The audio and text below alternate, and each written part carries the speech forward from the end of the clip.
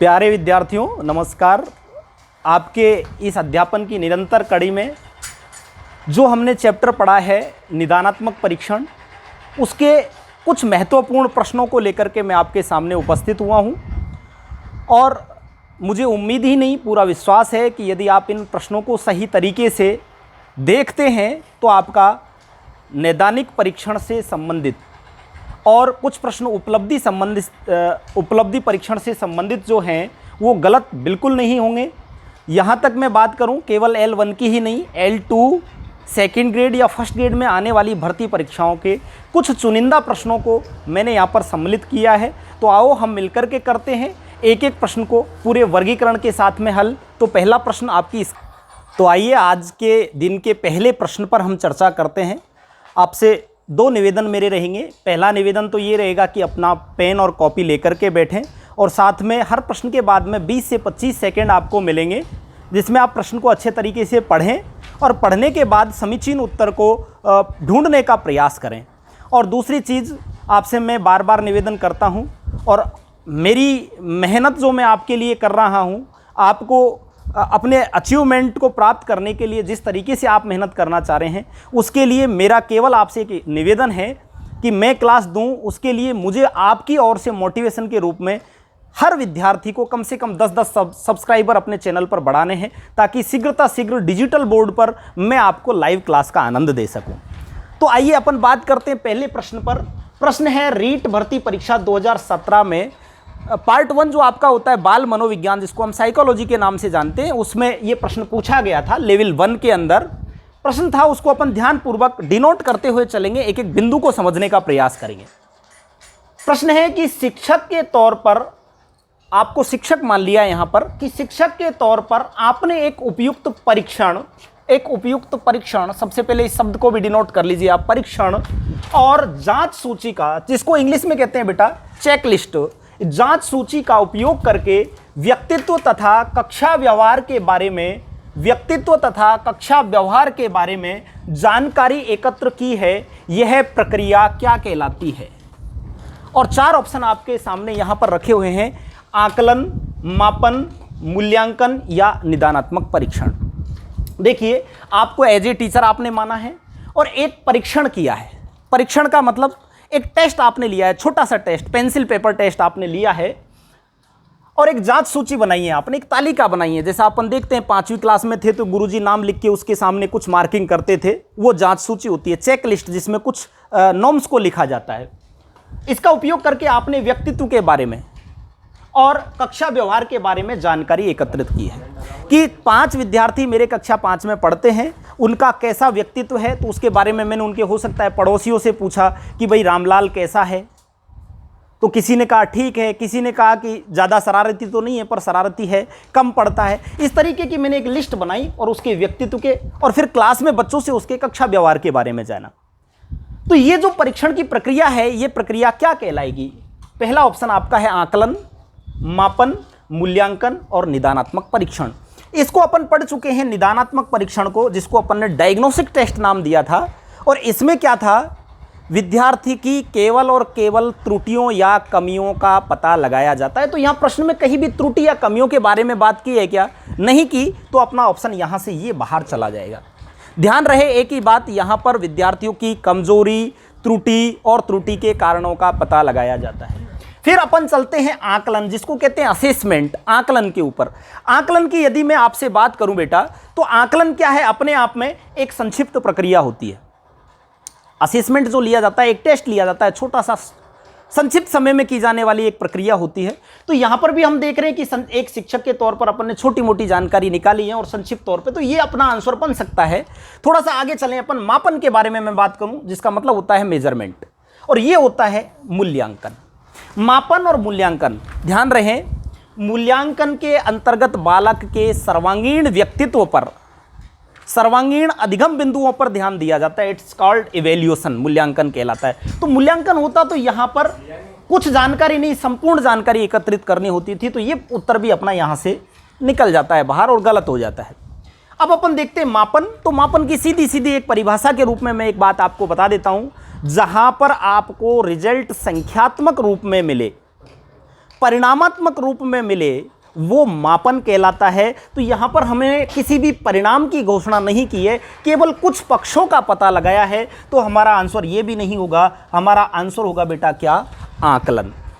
और आपसे निवेदन भी है, सभी प्रश्नों को जो भी आप घर पे पढ़ते हैं इसी तरीके से पढ़ें कि आप चारों ऑप्शनों को एनालिसिस करें, तो शायद आपकी तैयारी में प्रगति और अधिक होगी और आपका फायदा भी उसको आपको एग्जाम में देखने को मिलेगा। अब अपन लाते हैं प्रश्न नंबर 2 आपके। प्रश्न नंबर 2 ये भी रीट भर्ती परीक्षा 2017 लेवल 1 और हिंदी में पूछा गया सवाल था। इस पर भी अपन थोड़ा सा प्रयास करते हैं समझने का। सत्र की समाप्ति पर, कौन सा सत्र, 2020 की समाप्ति पर नहीं, शैक्षिक सत्र की समाप्ति पर, विद्यार्थी का 1 साल का अधिगम पूरा हो गया, 1 साल की पढ़ाई पूरी हो गई। शैक्षिक सत्र की समाप्ति पर प्रयुक्त मूल्यांकन है। मूल्यांकन और मूल्यांकन के प्रकार को डिटेल से पढ़ने के लिए मैं एक स्पेशली जो अभी चल रहा है जिसका नाम है CCE continuous and comprehensive evaluation, सतत और व्यापक मूल्यांकन, उसके बारे में मैं एक बिल्कुल स्पेशल वीडियो लेकर के आपके सामने आऊँगा। तब तक थोड़ा सा यहाँ से समझने का प्रयास करें।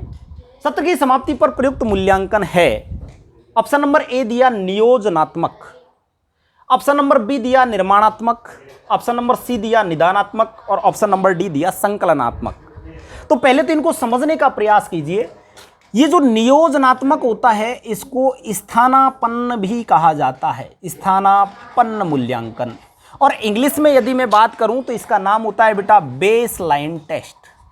बेस लाइन टेस्ट क्यों किया जाता है, थोड़ी थोड़ी इसके बारे में अपन और जानकारी आपसे साझा कर देता हूं।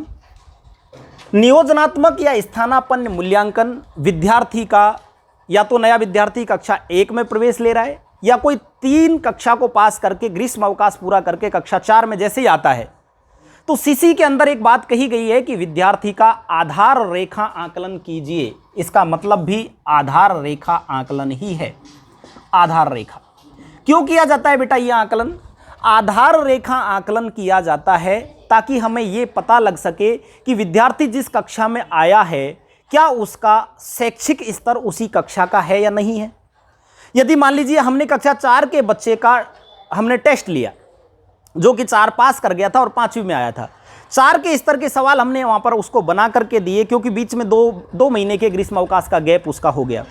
तो वो लर्निंग गैप को ढूंढने के लिए हमने क्या किया कि भाई किस स्तर का बच्चा अभी बना हुआ है, उसके लिए हमने एक इवेल्युएशन के तौर पर एक टेस्ट पेपर बनाया और उससे हमने कक्षा 4 के स्तर के सवाल उसके सामने रखे और उससे हमने ये जांचा कि क्या बच्चा कक्षा 4 की योग्यताओं को अर्जित कर चुका है या उनमें कोई कमियां रह गई हैं। जब हमें यहाँ पर कुछ कमियां नज़र आ जाती हैं तो हम बच्चों के समूह बनाए जाते हैं, समूह बना करके उसमें शिक्षण करवाते हैं। जैसे कक्षा 4 का लड़का है और उससे काफ़ी सारे सवाल नहीं हुए, कक्षा 2 तक के स्तर के सवाल उससे हुए, तो हम उसको कक्षा 2 के स्तर से शिक्षण देना प्रारंभ करते हैं। तो इसका नाम नियोजनात्मक स्थानापन्न आधार रेखा, जिसको इंग्लिश में कहते हैं बेस लाइन टेस्ट। कब? विद्यार्थी का नया सत्र प्रारंभ होते ही CCE की गाइडलाइन के अनुसार सतत और व्यापक मूल्यांकन के अनुसार विद्यार्थी का सबसे पहले नियोजनात्मक मूल्यांकन किया जाता है, बेस लाइन टेस्ट लिया जाता है। इसकी मार्किंग कहीं नहीं की जाती, केवल अध्यापक को ये देखने के लिए कि बच्चे का स्तर किस कक्षा के बराबर बना हुआ है, कक्षा स्तर परखने के लिए। एक शॉर्ट में बात कहूँ मैं यहाँ पर, तो कक्षा स्तर परखने के लिए ये टेस्ट लिया जाता है। और वर्तमान में प्रचलित राजस्थान गवर्नमेंट RBSC के द्वारा जो CCE है उस CCE में इसको कंपलसरी कर रखा है कि विद्यार्थी का आते ही सबसे पहले क्या लेना है बेटा, बेसलाइन टेस्ट लेना है। उसके बाद में हम बात करते हैं निर्माणात्मक मूल्यांकन की। निर्माणात्मक मूल्यांकन जिसको कहते हैं फॉर्मेटिव असेसमेंट, इसके बारे में थोड़ी सी डीप में बात आपसे करूंगा। और इसका एक दूसरा नाम भी होता है बेटा रचनात्मक मूल्यांकन। रचनात्मक मूल्यांकन, रचनात्मक मूल्यांकन कहें या निर्माणात्मक मूल्यांकन कहें, और इंग्लिश में इसको कहते हैं बेटा क्या, फॉर्मेटिव, FORMATIVE, फॉर्मेटिव असेसमेंट।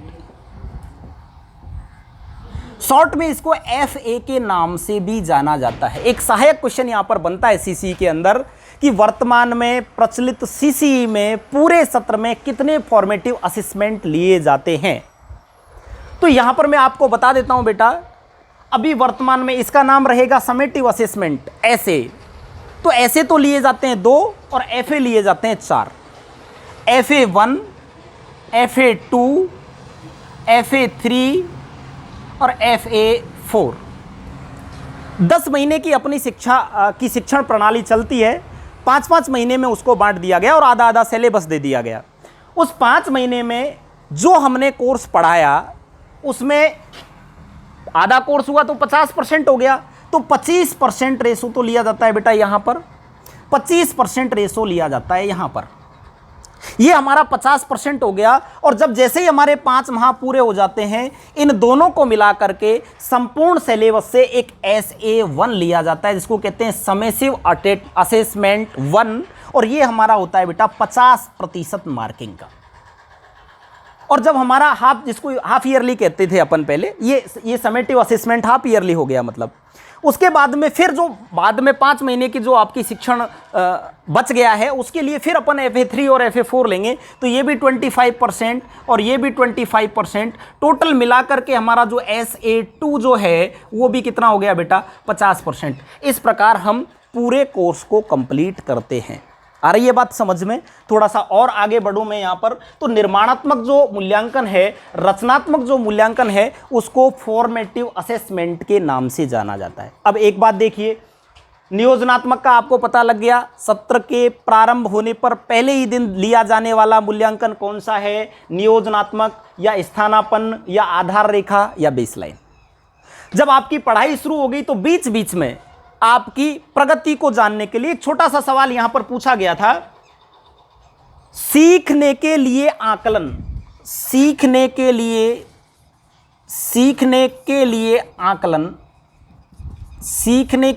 आकलन के नाम से कौन से आकलन को जाना जाता है? सीखने के लिए आकलन के नाम से कौन से आकलन को जाना जाता है? तो यहां पर हमारा आंसर था बेटा फॉर्मेटिव असेसमेंट, जिसको हम कहते हैं निर्माणात्मक या रचनात्मक आकलन। इसी के साथ में मैं दूसरा सहायक क्वेश्चन भी आपको इस संकलनात्मक में, जिसको हम समेटिव असेसमेंट कह देते हैं, लिख देता हूं, मैंने यहां भी बता दिया। ऐसे कहते हैं इसको सीखने का आकलन, सीखने का आकलन, केवल सीखने का आकलन। 2 प्रश्न बन गए, एक तो सीखने का आकलन और एक सीखने के लिए आकलन। तो सीखने का आकलन तो कहते हैं ऐसे को, और सीखने के लिए आकलन कहते हैं FA को। ये दोनों प्रश्न बहुत इंपॉर्टेंट हैं और सीटेट के बड़े प्यारे प्रश्न हैं, सीटेट में बहुत ज़्यादा पूछ लिए जाते हैं। तो मैंने यहाँ पर बात की निर्माणात्मक, रचनात्मक, सीखने के लिए आकलन कब किया जाता है भाई? इकाई कंप्लीट हो गई या पाठ कंप्लीट हो गए, तो पाठ के बीचों बीच में, मिटा देता हूँ थोड़ा सा यहाँ पर और इसी में लिख देता हूँ नंबर 2 पर मैं, पाठ के बीच बीच में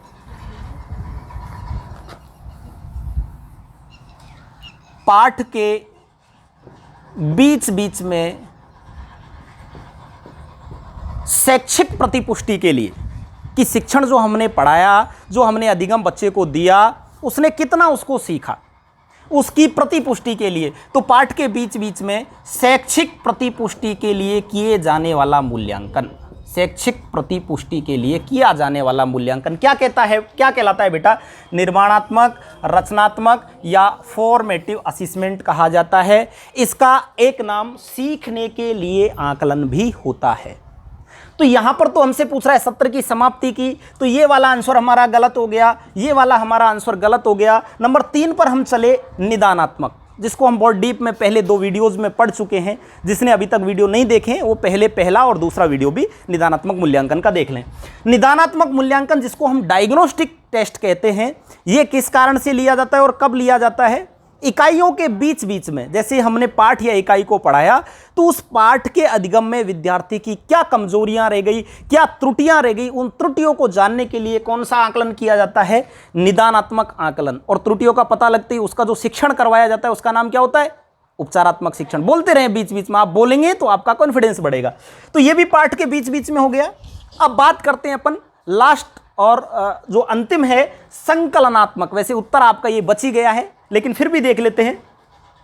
संकलनात्मक आकलन को मिटा दूं बेटा यहां से, ये देखिए, संकलनात्मक आकलन को सीखने का आकलन, सीखने के लिए आकलन फॉर्मेटिव असेसमेंट, और सीखने का आकलन कौन सा होता है, समेटिव असेसमेंट। इसको संकलनात्मक या योगात्मक आकलन के नाम से भी जाना जाता है। संकलनात्मक या योगात्मक आकलन के नाम से जाना जाता है, और इंग्लिश में इसको कहते हैं समेटिव असेसमेंट।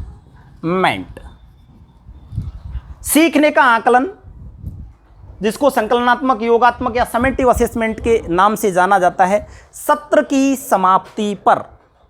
अब वैसे देखा जाए तो सीसी तो ये कहती है कि भाई एक पूरे सत्र की योजना बना करके आप चलिए।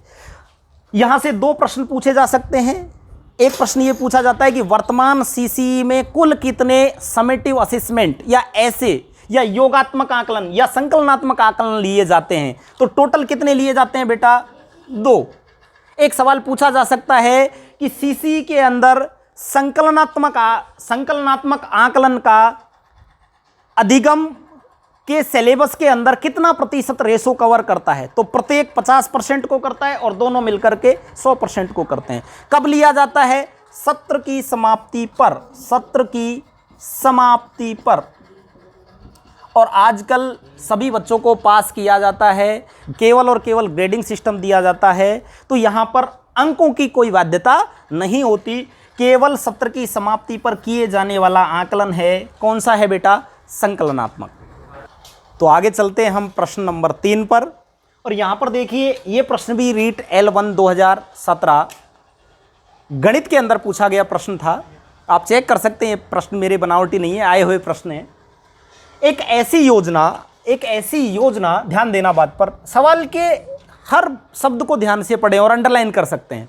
एक ऐसी योजना जो यह जानने का प्रयास करती है कि विद्यार्थी कितना समझे हैं, कितना उनके समझ में आया है, और इस आधार पर यह तय किया जा सके कि प्रत्येक की व्यक्तिगत अथवा वर्ग की आवश्यकता के अनुसार भविष्य का शिक्षण तय हो सके, क्या कहलाता है।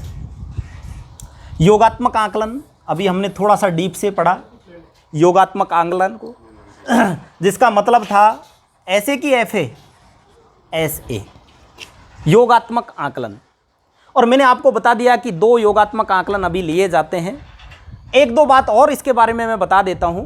योगात्मक आकलन है ये या तो जिला स्तरीय या राज्य स्तरीय होते हैं। जैसे 10th बोर्ड का पेपर जो होता है ना, उसको कौन बनाता है, RBSC, Rajasthan board of secondary education बनाता है। तो ये हमेशा जो योगात्मक आकलन लिए जाते हैं बोर्ड परीक्षाओं के अंतर्गत, ये कौन से होते हैं बेटा, राज्य स्तरीय होते हैं। और ये राज्य स्तरीय होने के साथ साथ में विद्यार्थी की शैक्षिक उपलब्धि का, किसका पता लगाते हैं, शैक्षिक उपलब्धि का, शैक्षिक अचीवमेंट का, कि भाई इसने कौन सी ग्रेड से एग्जाम को पास किया है, कितने प्रतिशत मार्क से पास किया है। ये सत्र की समाप्ति पर किया जाने वाला मूल्यांकन है, ये बात मैंने आपको बता दी थी।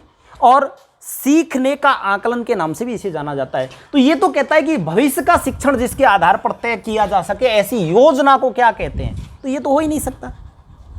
दूसरा, हमने निदानात्मक आकलन को बहुत ध्यान से पढ़ा है। ये क्या करता है, विद्यार्थी की अधिगम के अंदर क्या कमियां रह गई हैं, उन कमियों का पता लगाता है ना। तो ये भी निदानात्मक आकलन भी यहाँ पर नहीं हो सकता। परीक्षण की बात कर रहा है, परीक्षण कैसा और कौन सा, परीक्षण के बहुत प्रकार होते हैं, उपलब्धि परीक्षण भी है, निदानात्मक परीक्षण भी है ना। तो ये भी यहाँ पर नहीं हो सकता। क्या आंसर होगा बेटा, सूचनात्मक आकलन। विद्यार्थी की सूचनाओं का एक योजना के रूप में संग्रह किया जाए। कक्षा 8 में कितने प्रतिशत मार्क आए थे, कक्षा 8 में किस सब्जेक्ट में ज़्यादा इंटेलिजेंट रहा था, कक्षा 10 में किस सब्जेक्ट में इंटेलिजेंट रहा था, उसके घर वालों से जाकर के पूछी जाए कि बच्चा घर पर किस एक्टिविटी में ज़्यादा इन्वॉल्व होता है, इसको पॉलिटिकल सेक्टर में ज़्यादा जाने का मन होता है कि कैसी बातें करता है। उन सब के आधार पर जो योजना बनाई जाती है, तो ये हमेशा भविष्य का शिक्षण तैयार करने के लिए काम आती है, और इसको कहते हैं सूचनात्मक आकलन, जो अध्यापक बहुत सारी विधियों के द्वारा कर सकता है। मानकीकृत विधि भी हो सकती है या फिर व्यक्तिगत विधियां भी हो सकती है, उनके द्वारा किया जाता है। तो यहाँ पर सही आंसर क्या आएगा बेटा, सूचनात्मक आकलन। क्वेश्चन लगभग एक जैसे ही हैं, और इसके बारे में भी अपन थोड़ा सा डीप में बात कर लेते हैं। ये क्वेश्चन रीट 2016 गणित में पूछा गया प्रश्न था। उपलब्धि परीक्षण अचीवमेंट टेस्ट, एवं नैदानिक परीक्षण जिसको डायग्नोस्टिक टेस्ट कहते हैं में अंतर है? ऑप्शन ए दिया उद्देश्यों का, प्रकृति का, कठिनाई स्तर का और कोई नहीं। देखिए कहीं ना कहीं तो इन दोनों में अंतर रहता है, तो कोई नहीं ऑप्शन तो अपना यहीं से बाहर निकल जाएगा। अब एक एक बिंदु पर थोड़ा सा ध्यान दें। उपलब्धि परीक्षण में भी कठिनाई स्तर होता है और नैदानिक परीक्षण में भी कठिनाई स्तर होता है। देखो नैदानिक परीक्षण कहाँ किया जाता है? बच्चे की कमियों को ढूंढने के लिए।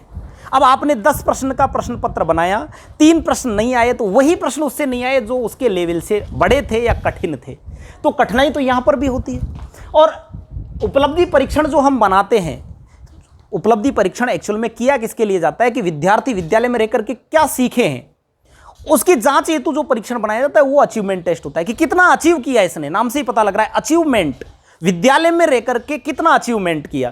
तो कठिनाई स्तर के प्रश्न यहां पर भी बनते हैं और यहां पर भी बनते हैं, लेकिन दोनों में माइनर सा फर्क होता है। उपलब्धि परीक्षण के अंतर्गत जो प्रश्नों का कठिनाई स्तर होता है वो सरल से कठिन की ओर होता है। बहुत इंपॉर्टेंट बात, सरल से कठिन। पहले सरल प्रश्न लिए जाते हैं फिर कठिन प्रश्न लिए जाते हैं। क्यों? क्योंकि पूरे वर्ष भर में या पूरी इकाई के बाद में विद्यार्थी ने क्या सीखा उसके लिए हम उपलब्धि परीक्षण कर रहे हैं।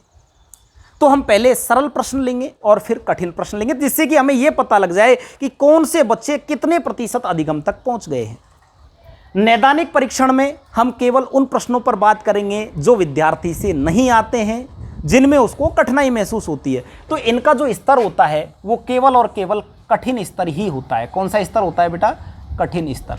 कठिन इनका भी हो सकता है, जैसे मान लीजिए उपलब्धि परीक्षण आपने किया, वही 3 प्रश्न यहाँ नहीं आ रहे थे, वही 3 प्रश्न यहाँ नहीं आ रहे, तो दोनों का कठिनाई स्तर बराबर हो गया। तो कठिनाई स्तर में अंतर कहाँ रहा? नहीं रहा। ये प्रश्न भी यहाँ पर बाहर निकल गया, उत्तर भी।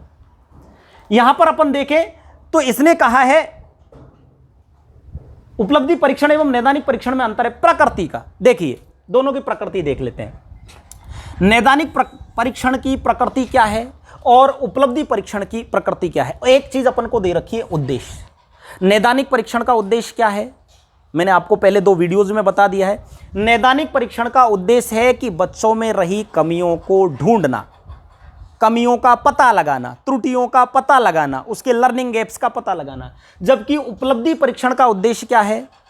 किसी विद्यार्थी को कक्षा में क्रमोन्नत करने के लिए, वर्गीकृत करने के लिए या श्रेणीबद्ध करने के लिए जो परीक्षण किया जाता है वो होता है उपलब्धि परीक्षण। तो यहां पर दोनों में अंतर केवल और केवल उद्देश्यों का होता है। प्रकृति, इसकी प्रकृति नैदानिक परीक्षण की और उपलब्धि परीक्षण की, दोनों की प्रकृति एक जैसी होती है, कोई अंतर नहीं होता। अध्यापक निर्मित होते हैं, ये भी अध्यापक निर्मित होते हैं। मानकीकृत भी लें तो उपलब्धि परीक्षण मानकीकृत नहीं होते हैं, केवल नैदानिक परीक्षण मानकीकृत होते हैं, है ना। तो यहां पर आंसर क्या आएगा बेटा? उद्देश्यों का। साथ में ये एक अटैचमेंट क्वेश्चन और है कि छात्र विद्यालय में रहकर जो कुछ सीखता है, मैं अभी एक परिभाषा में बता रहा था कि छात्र विद्यालय में रहकर के जो कुछ भी सीखता है, जो कुछ अचीव करता है, जो कुछ प्राप्त करता है, नाम से पता लगा अचीव करता है, it means it called achievement test. उसको क्या कहेंगे? उसकी जांच हेतु जो परीक्षाएं आयोजित की जाती हैं वो क्या कहलाती हैं बेटा? उपलब्धि परीक्षण कहलाती है। दूसरा दे रखा है निदानात्मक परीक्षण, ये उपलब्धि का पता थोड़ी लगाती हैं, तो कमियों का पता लगाती हैं, कमजोरियों का पता लगाती हैं। उपचारात्मक परीक्षण, ये जो कमियां रह गई उसके बाद दिए जाने वाला शिक्षण ही उपचारात्मक शिक्षण। लर्निंग प्रोसेस में जो कमियां रह गई उन कमियों को पूरा करने के लिए जो शिक्षण दिया जाता है उसका नाम क्या होता है? उपचारात्मक शिक्षण होता है। एक होता है नियोजनात्मक परीक्षण, जिसको मैंने आपको अभी कुछ देर पहले प्रश्न में बताया है कि इसको स्थानापन्न या बेसलाइन टेस्ट भी कहा जाता है। और ये कब लिया जाता है बेटा? सत्र के प्रारंभ में। क्या काम आता है? विद्यार्थी का शैक्षिक स्तर, कक्षा स्तर पता करने के काम आता है। आ गई बात समझ में? चलें तो नेक्स्ट क्वेश्चन की ओर अपन बढ़ते हैं। ये रहा अगला। फिर ये अपन 2 प्रश्न यहाँ पर देखते हैं और दोनों प्रश्न बड़े सीधे सीधे प्रश्न हैं।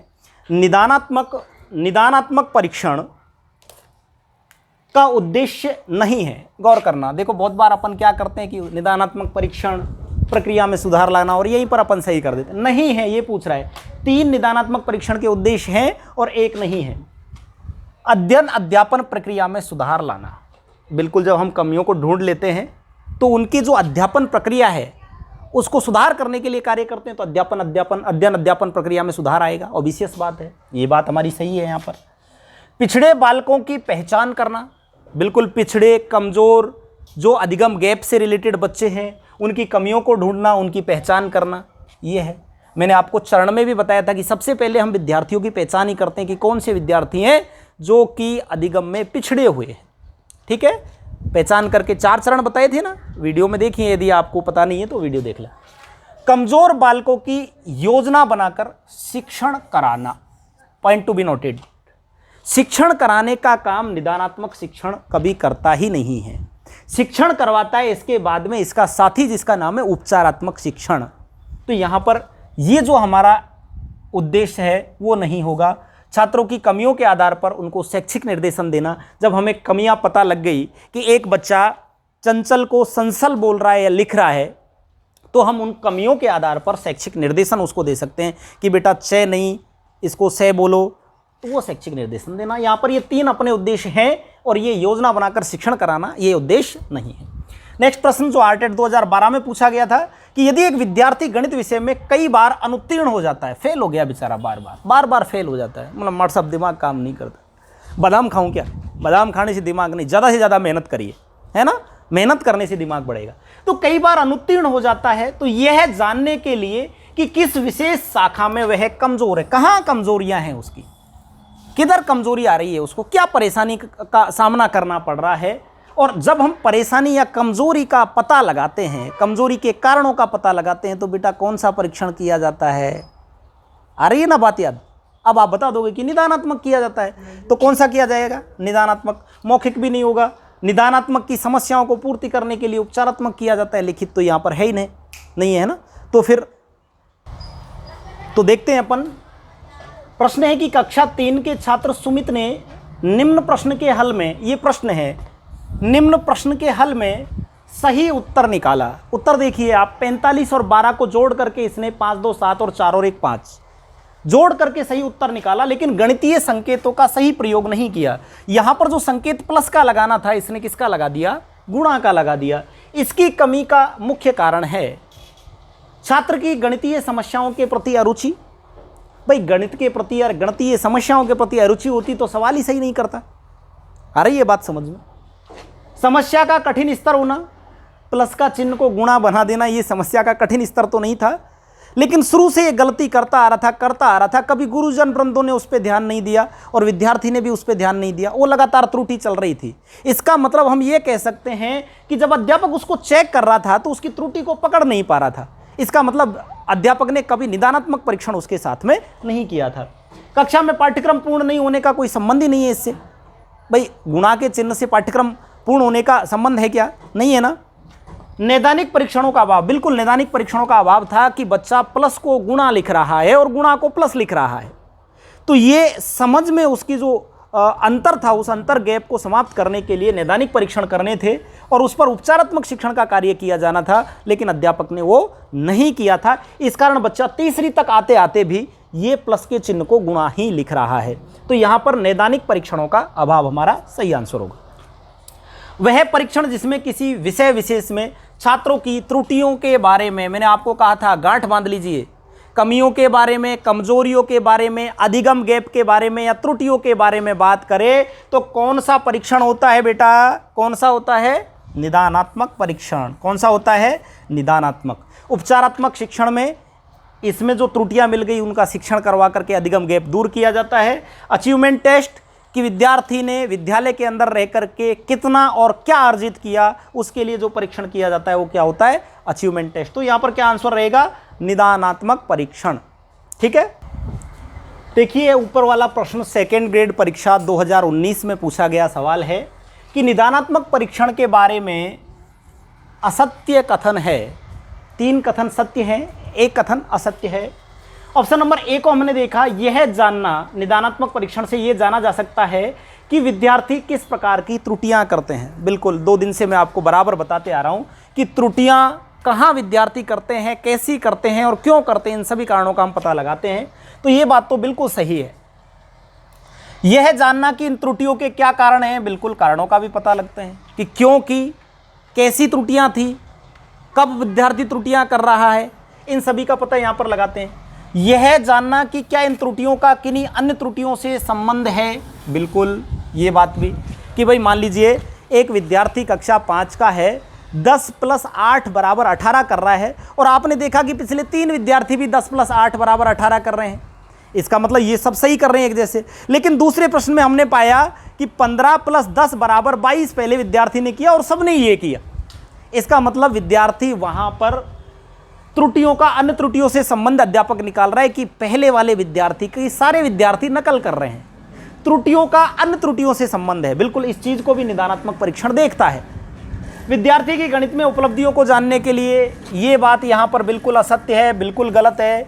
उपलब्धियों को जानने के लिए, शैक्षिक अचीवमेंट को जानने के लिए कौन सा परीक्षण किया जाता है? बोला करो, अपने आप में बोला करो, कौन सा परीक्षण किया जाता है? उपलब्धि परीक्षण। ठीक है, तो ये यहां पर असत्य कथन कौन सा हो जाएगा? डी। ये सवाल आप पढ़िए और थोड़ा सा अपने उत्तर पर पहुंचने का प्रयास कीजिए। मैं आपको 10 सेकंड देता हूं कि सतीश जी ने कक्षा 5 के सभी छात्रों का टेस्ट लिया और पाया कि 40% छात्र कमजोर हैं। तो बताओ यहां अध्यापक ने किस प्रकार का परीक्षण किया है? पहुंचिए उत्तर पर। पहुंच चुके हैं तो आपका उत्तर आया होगा शायद जहां तक निदानात्मक परीक्षण, जो कि गलत है। मैंने आपको पहले भी एक बात बताई थी वीडियो के अंदर, यहां पर केवल यह पता किया है कि कितने प्रतिशत छात्र कमजोर हैं। कमजोर या होशियार, अचीवमेंट कितना हुआ कितना नहीं हुआ, ये सब का पता किया जाता है बेटा उपलब्धि परीक्षण में। जबकि निदानात्मक परीक्षण में कमजोरियों का नहीं, कमजोरी के कारणों का पता किया जाता है कि विद्यार्थी की त्रुटियां क्या रही और त्रुटियों के क्या कारण रहे। तो ये यहां पर निदानात्मक परीक्षण नहीं होकर के क्या होगा बेटा? उपलब्धि परीक्षण। बात को नोट कर लीजिए, उपलब्धि परीक्षण में केवल कमजोर छात्रों का पता किया जाता है, जबकि निदानात्मक परीक्षण में कमजोरी के या त्रुटियों के या अधिगम गैप के कारणों का पता किया जाता है कि क्या कारण रहे हैं। ठीक है, तो देखिए एक प्रश्न और अपन देखते हैं। यह प्रश्न रहा आपके सामने, निदानात्मक तथा उपचारात्मक शिक्षा की प्रक्रिया कब तक चलती रहनी चाहिए? क्या कोई टाइम लिमिट इनके लिए है कि कब तक अपन निदानात्मक परीक्षण कराएं, कब तक हम उपचारात्मक शिक्षण कराएं? ऑप्शन नंबर ए दिया है कि जब तक अध्यापक चाहे, जब तक छात्र चाहे, जब तक विद्यालय में समय मिले, जब तक छात्र का पिछड़ापन दूर न हो। ऑप्शन अपने आप आपकी तरफ मुस्कुरा रहा है कि जो लर्निंग गैप रह गया है उसका पता भी करना है लगातार शिक्षण में, और उसको खत्म करने के लिए उपचारात्मक शिक्षण भी करवाना है। तो जब तक छात्र का पिछड़ापन, जो कमियां हैं वो दूर नहीं हो, तब तक लगातार हमें निदानात्मक परीक्षण और उपचारात्मक शिक्षण कराना चाहिए। इसका एक क्रम होता है, पहले अभ्यास कराओ, अभ्यास के बाद में परीक्षण करो, और फिर भी कमियां रह गई हैं तो फिर अभ्यास कराओ। तो अभ्यास, परीक्षण, अभ्यास, इस क्रम में ये चलता रहता है। ये उपचारात्मक और निदानात्मक शिक्षण होता है। तो हमारा आंसर आएगा डी। शैक्षणिक निदान किया जाता है। शैक्षणिक निदान शब्द देखना यहां पर क्या आया है? निदान किया जाता है। शैक्षणिक निदान किया जाता है उपलब्धि का परीक्षण करने। शैक्षणिक निदान किसमें किया जाता है? पहली बात तो ये बताओ, नैदानिक परीक्षण में। और नैदानिक परीक्षण में उपलब्धि पता करते हैं क्या? ये तो उपलब्धि परीक्षण में पता करते हैं। उपचारात्मक शिक्षण में जो निदानात्मक शिक्षण की कमियां हैं उनको खत्म करते हैं। तो शैक्षणिक निदान बालक की शारीरिक कमियों की जानकारी प्राप्त करने के लिए, यहां भी नहीं, ये सभी यहां भी नहीं, तो कहां पर आएगा? उपचारात्मक शिक्षण में। ध्यान दें, शैक्षणिक निदान किया जाता है। निदान का मतलब जो डायग्नोसिस हमने किया, जो कमियां हमें पाई, उनको खत्म करना किसमें करेंगे? उपचारात्मक शिक्षण के द्वारा, उपचारात्मक शिक्षण कराने के द्वारा, है ना। एक सवाल और यहां पर, निदानात्मक परीक्षण का महत्व नहीं है, महत्व नहीं है शिक्षण में। निदानात्मक परीक्षण का महत्व है क्या? बिल्कुल। मैं तो ये मानता हूं कि बिना निदानात्मक परीक्षण के शिक्षण पूरा आधारहीन हो जाएगा। हमें ये पता ही नहीं लगेगा कि विद्यार्थियों की त्रुटियां कहां हैं और क्यों हैं, कैसे हैं। तो शिक्षण में तो निदानात्मक परीक्षण बहुत ज़्यादा जरूरी है। साथ में निर्देशन में भी जरूरी है कि कोई बच्चा मान लीजिए हो सकता है भय से तनाव से, कुंठा में आकर के गलतियां कर रहा है, तो हम उसको शैक्षिक निर्देशन दे सकते हैं। जैसा आप देखते हो कक्षा 5 के एक बालक को हम कहते हैं कि बेटा खड़ा होकर के थोड़ा सा पढ़ना, तो वो पूरा झूझने लग जाता है, हिलने लग जाता है, कंपायमान हो जाता है। क्यों? क्योंकि उसको एक अजीब प्रकार का भय होता है। तो पहले उसको बड़े प्यार से समझाना है, समझा करके उसको निर्देश देने हैं, क्या कि आप पढ़िए, आप अच्छा पढ़ सकते हैं, आप अच्छा कर सकते हैं, आपको पढ़ना आता है, और आपने ये देखा भी उसको पढ़ना भी आता है। तो निर्देशन में भी यहाँ पर महत्व है। पाठ्यक्रम संशोधन में बिल्कुल मैंने आपको बताया था कि निदानात्मक परीक्षण पाठ्यक्रम संशोधन में, शिक्षण विधियां चयन करने में और पाठ्यपुस्तकों के संशोधन में, इन तीनों चीज़ों में ही बहुत ज़्यादा आवश्यक है। तो यहाँ पर भी आवश्यकता है। प्रगति जानने में यहाँ पर महत्व इसका नहीं है। प्रगति जानने में किसका, अचीवमेंट टेस्ट का प्रयोग किया जाता है। उपलब्धि परीक्षण का प्रयोग किस में किया जाता है बेटा? प्रगति जानने में किया जाता है। अगले प्रश्नों में यहाँ पर अपन देखते हैं कि अधिगम संबंधी कठिनाइयों और कमियों के स्वरूप का निर्धारण करना क्या कहलाता है। देखिए, कठिनाइयों और कमियों के स्वरूप का निर्धारण करना क्या कहलाता है? तो यहाँ पर विचार, उपचार, निदान और आकलन, सीधा सीधा अर्थ समझ में आ रहा है। निदान एक ही जगह आता है और निदान का मतलब ही है कमजोरी या त्रुटियों के स्वरूप का निर्धारण करना, उनका पता लगाना और पता लगा करके समुचित उनका उपचार करने के लिए उपचारात्मक शिक्षण करवाना। कमजोर छात्रों के लिए उपचारात्मक शिक्षण का उपयोग किया जाता है। कब उपयोग में लाया जाता है उपचारात्मक शिक्षण? तो सबसे पहले तो मुझे एक बात बताओ, पहले अपन उपचारात्मक शिक्षण करेंगे कि निदानात्मक शिक्षण? निदानात्मक परीक्षण करेंगे। तो निदानात्मक परीक्षण के जस्ट बाद में जो कमियां रह गई, उन कमियों को मिटाने के लिए जो शिक्षण करवाया जाता है उसका नाम होता है उपचारात्मक शिक्षण। और यहाँ पर आएगा निदानात्मक परीक्षण के बाद, पहले नहीं, निदानात्मक परीक्षण के बाद में क्या करवाया जाता है? उपचारात्मक शिक्षण। उल्टा पूछ ले कि निदानात्मक परीक्षण के पहले, उपचारात्मक शिक्षण के पहले करवाए जाने वाला या लिया जाने वाला परीक्षण कौन सा है? तो क्या आ जाएगा बेटा? निदानात्मक परीक्षण। निदानात्मक परीक्षण पहले होता है और फिर बाद में क्या होता है? उपचारात्मक शिक्षण होता है। तो इसी के साथ में ये प्रश्नोत्तरी आज की मैं यहाँ पर समाप्त कर रहा हूँ। और तो विद्यार्थियों, आपकी सुविधा के लिए मैं और मेरी जुझारू टीम हमेशा आपके लिए तत्पर है। ईश्वर से एक कामना है कि आप अपनी मंजिल तक पहुँचें, और आपके लिए कुछ विशेष चीज़ें निःशुल्क तौर पर हम आपके सामने भी लेकर के आए हैं। एक हमारा टेलीग्राम ग्रुप चल रहा है जिसका नाम है रीट निगाहें मंजिल पर, जिसमें डेली लगभग सभी सब्जेक्ट की क्विज डाली जाती है, और वो क्विज में आपको पार्टिसिपेट करके और अपना स्कोर देखते रहना है। उससे क्या है कि आपका मनोबल बढ़ेगा। तो मेरा मानना तो ये है कि जो अच्छी तैयारी कर रहे हैं, जो विद्यार्थी सिलेक्शन लेना चाहते हैं, तो अवश्य हमारे इस चैनल से भी आप जुड़ें, जो कि पूर्णतः निःशुल्क है।